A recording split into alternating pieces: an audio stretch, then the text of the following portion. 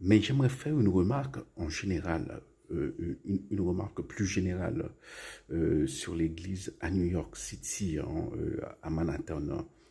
Eh bien, si vous êtes catholique, c'est l'un des meilleurs endroits du monde, hein, paradoxalement, pour vivre votre foi, hein. Lorsque j'allais à New York, lorsque je dis New York, hein, je parle de Manhattan, hein.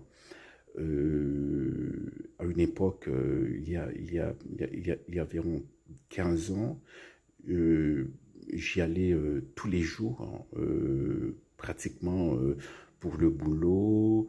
Voilà, j'avais ma gym était à downtown de New York, hein, donc dans un quartier où bon, c'est dans le quartier gay en fait, hein, à majorité gay, hein. Et, euh, voilà, et à New York, il y a beaucoup d'églises catholiques, hein. Et l'église qui est Saint-Agnès, Saint-Agnes, l'église qui est à quelques pas de la plus grande gare de New York, Grand Central Station, à cette époque, offrait 5 messes par jour, hein. Et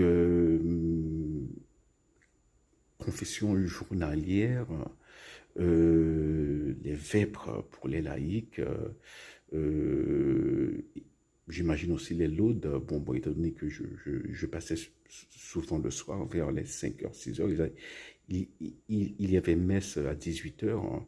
Donc voilà, à 17h30, il y avait les vêpres pour les laïcs, hein. Il y avait des confessions, hein, 3 fois par jour, hein, le matin, le midi, le soir. Et comme je dis, il y avait 5 messes. Et le dimanche, il y avait la messe tridentine, la messe en latin. Donc voilà, c'est extraordinaire, hein.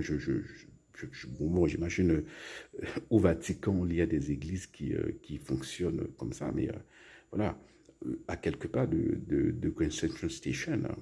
Et il y avait d'autres églises aussi, hein, tout à travers, voilà, Manhattan, hein, qui offrait et c'est ça le truc aux États-Unis, hein, même dans le Bronx, hein, voilà, là où il y a beaucoup de latinos surtout, hein, il y a au moins deux messes par jour, hein. Euh, donc, oui, c'est une ville de contraste, hein. C'est une ville qui est très, où il y a toutes les idées